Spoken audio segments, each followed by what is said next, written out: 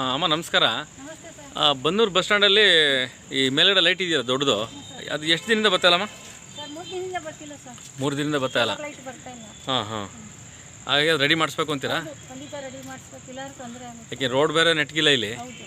ಎಲ್ಲ ಹಳ್ಳ ಕೊಳ್ಳಗಳು. ಹಳ್ಳ ಕೊಳ್ಳ. ಹಾಂ, ದೇವಸ್ಥಾನಕ್ಕೆ ತುಂಬ ಜನ ಬರ್ತಾರೆ. ಆದರೆ ಏನು ಸೌಲಭ್ಯ ಇಲ್ಲ ಸರ್. ಹಾಂ, ಅದು ರೋಡಿನ ಮುಖ್ಯವಾಗಿ ಏನಾದ್ರು ರೋಡು ಚೆನ್ನಾಗಿರಬೇಕು ಮತ್ತು ಲೈಟ್ ಇರಬೇಕು ಅಲ್ವೇ?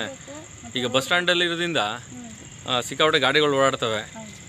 ಹಾಗಾಗಿ 3 ದಿನ ಆಯಿತಾ? ಹೌದು ಸರ್, 3 ದಿನ ಆಯಿತು.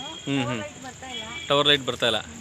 ಅದು ಬಂದರೆ ಒಂದು ಸ್ವಲ್ಪ ಜನಕಾರ ಗೊತ್ತಾಗುತ್ತೆ, ವ್ಯಾಪಾರ ಮಾಡೋರಿಗೆ ಅಂಗಡಿ ಮುಂಗಟ್ಟಿರೋದು ಅದು ಮುಖ್ಯ. ಮತ್ತು ಅಂಗಡಿ ಮುಂಗಟ್ಟು ಕಾಣುತ್ತೆ ಅಲ್ವೇ? ಈಗ ದೇವಸ್ಥಾನಕ್ಕೆ ಬಂದವರು ಇಲ್ಲೇನೋ ಪೂಜೆ ಸಮಯ ತೊಗೊಬೇಕು ಅಂದ್ರೂ ಲೈಟ್ ಇದ್ದರೆ ಬರ್ತಾರೆ ಜನ.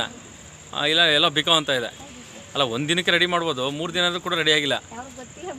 ಹಾಂ ಓಕೆ ಅಮ್ಮ, ಆಯ್ತು. ನೋಡಿ ವೀಕ್ಷಕರು, ಇದು Bannur bus stand, tower light ಇದೆ ಮೇಲೆ.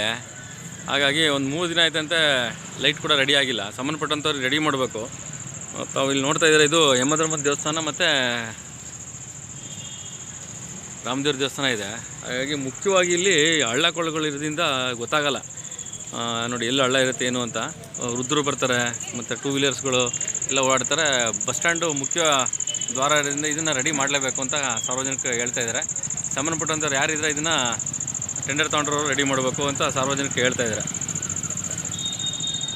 ನೋಡಿ ಫುಲ್ಲು ಕತ್ಲಾಗ್ತಾಯಿದೆ ನೋಡಿ. ಹಂಗೆ ಹಳ್ಳ ತೋರಿಸ್ತೀನಿ ನೋಡಿ ನಿಮ್ಗೆ, ಯಾವುದೋ ಒಂದು ವೆಹಿಕಲ್ ಬರಲಿ ಗೊತ್ತಾಗೋದಲ್ಲ ಹಳ್ಳ ಎಲ್ಲಿದೆ ಅಂತ.